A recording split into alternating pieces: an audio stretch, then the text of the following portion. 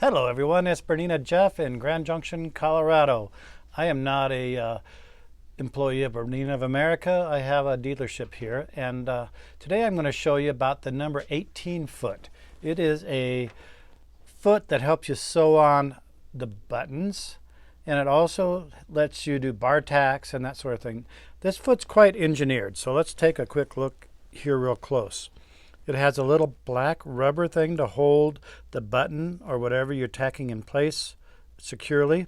It has a screw which allows this pin right in the front of it to move up and down. This creates slack in the thread, so when you're sewing on a button that you don't want totally flat, more functionality, you bring it up a little bit higher. This foot has not always had this little pin. When my mother used this foot in the 1970s, she would put a toothpick right underneath there and sew over the toothpick and sew the button on with the toothpick and then pull it out so the button would have a little flexibility. Now, there is a secret feature. Bernina doesn't even want me to show you this, but I'm going to show you this anyway. You take the screw all the way out, and this little metal part will come off of the foot.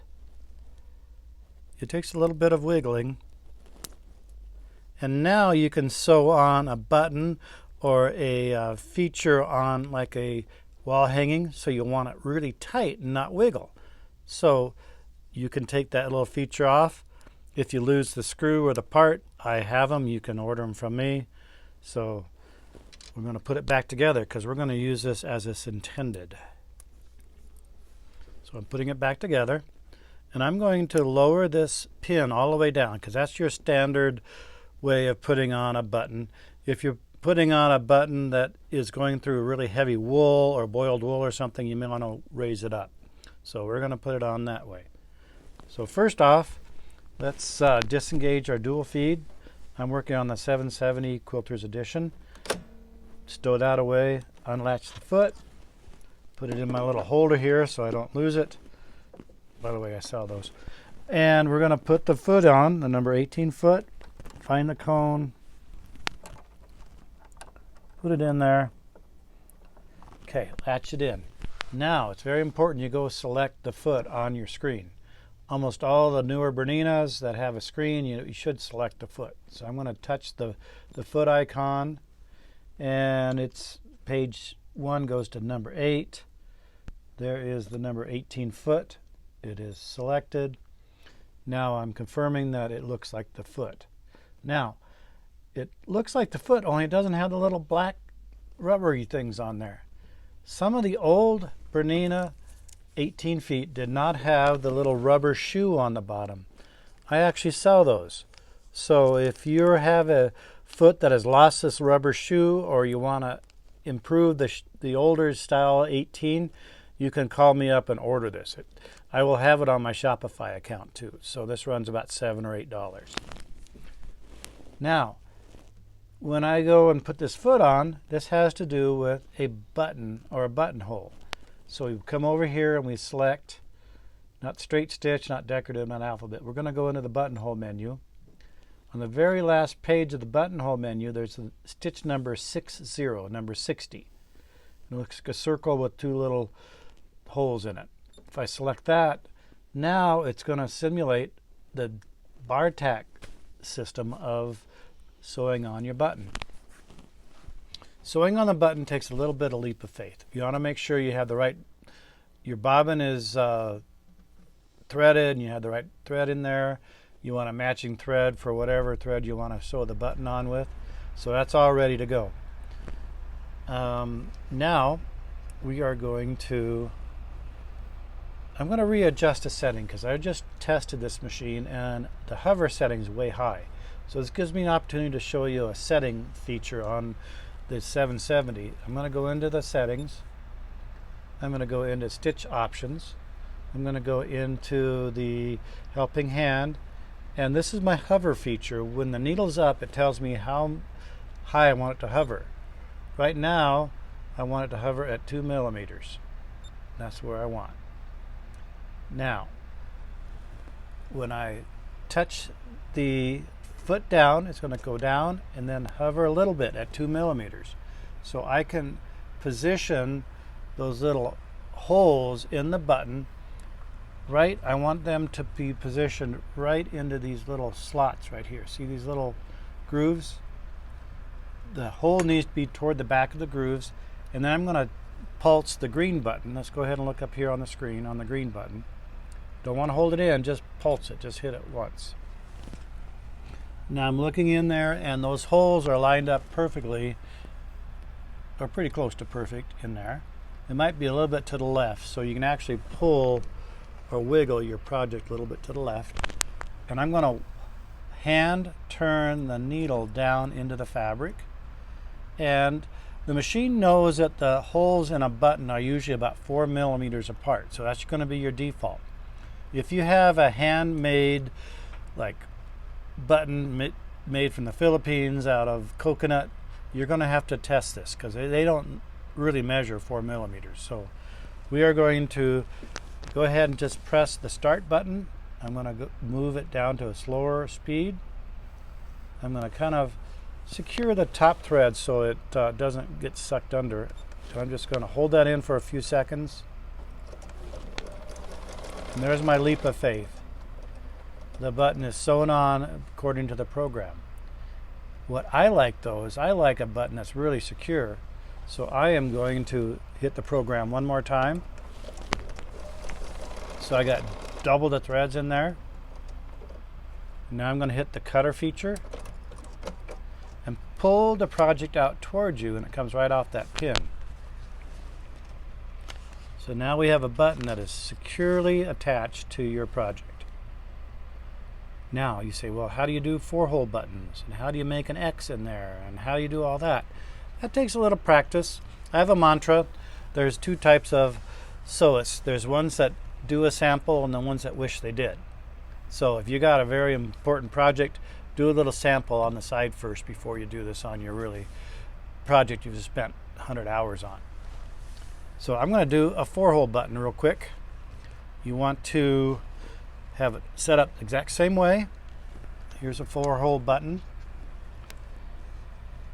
And I'm going to do the holes closest to me first. So I'm going to put the foot down and have it hover, line it up, pulse that, or just touch that.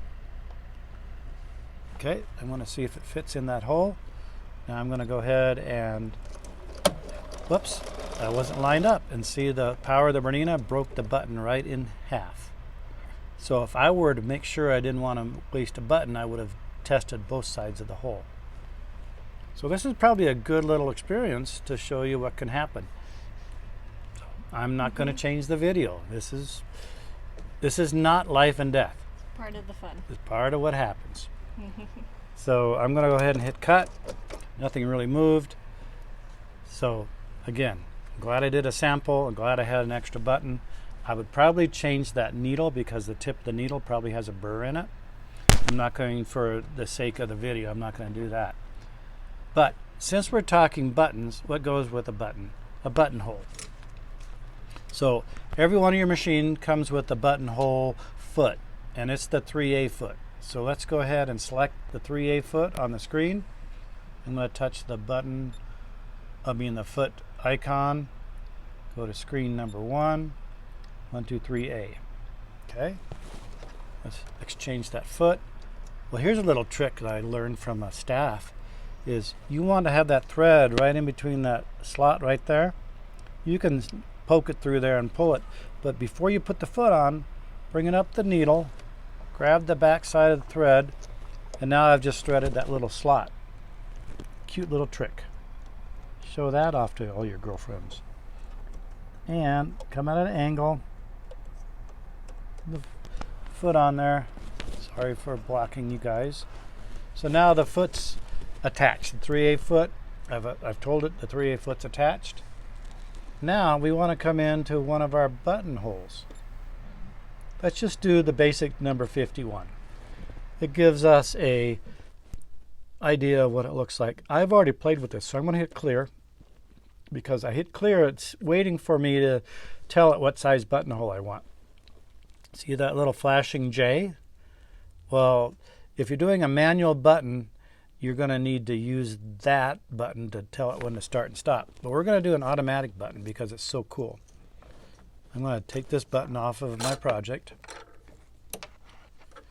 This is actually a tool that helps cut the slot. We're going to show you how this tool works. All right. So there's a lot of extra options that goes with this foot. So you need to open up your eye menu, the circle eye menu. And the 16.0 is actually the length of your buttonhole. If you didn't know what any of these any of these icons mean, touch the question mark first, and now the area, and that tells you buttonhole length, and it gives you some sort of recommendations. If I wanted to know what this 0.06 means, touch the question mark first, and then the icon, and that's the slit width. And I'm going to show you that a little bit later, so watch to the end.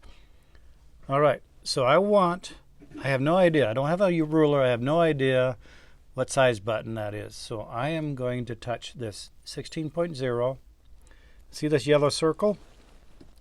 Put your button in the middle of it and turn your top dial. And whatever that yellow circle is, the machine's going to make a buttonhole that size. So see, I've got the button right on the size of that yellow circle. I don't have to do anything else. All I have to do is start the machine. I am going to use the start stop button and just hold it in for a few seconds. We're going to let it sew. Might as well let it sew as fast as possible. And it knows how far to go up. It knows how much extra. I'm going to show you here in a second when the noise is done. So this automatic buttonhole sizing, it adds a little length to the top and the bottom of the buttonhole so the button actually fits. It's called 1 millimeter on each end. So now when you trim that buttonhole slit, that buttonhole will fit right in there. Let's see if that happens. So I sell these buttonhole trimmers. They're on my Shopify account. They're very sharp, basically a chisel. I put the corner in there, go in there, I put the other corner in there. I don't know how many people have told me that they've got their whole buttonhole done. They put the seam ripper in there and cut through the end. So this keeps you from doing that. Now here's the test. Let's see if the button fits right through there. Perfect, just like it was meant for it. So nice little feature, a nice little accessory to have. So I had mentioned the slit width. So I'm going to close. We have a cookie trail up here. I'm going to go to the middle one. And I'm going to go to the slit width. The default is 0.6. Let's go to maximum. I'm a max guy. So we're going to do a slit width of 2 millimeters. But what Bernina does is when it makes a slit width wider, it takes it away from the stitching on each side of the buttonhole. So we have to close that. And then you just take the width knob on the top and widen it out. So you've got a really wide slit width and you've got a really wide bead width. So let's see what that looks like. I'm going to do it right above the other one. Just hit the start. Oh, I'm doing it on top of it. Well, that's going to give you a really good representation of the difference in size. And this one you could actually just get in and trim out some of that fabric in between if you didn't think it was going to look really well. Use the cutter feature, raises. So look at the difference. That's your standard buttonhole. That's with slit width and bead width changed out. If you're doing like a burlap or a real heavy wool type thing, this would be a great buttonhole to keep all those fibers together and to withstand the button being used many, many times. So with that, you can contact us at Jpvlefty at AOL.com. My Shopify account is Bernina-jeff.myshopify.com. Or you can call the shop. We'll be glad to help you in person, 970-256-1293 after 9:30 a.m. Mountain Time. Thanks very much.